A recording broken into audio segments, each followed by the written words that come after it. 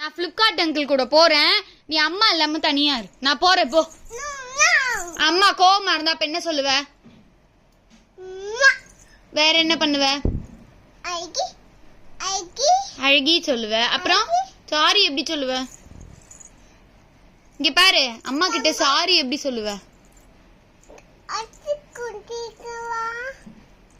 Sorry அம்மா எப்படி சொல்லுவ? அப்புறம்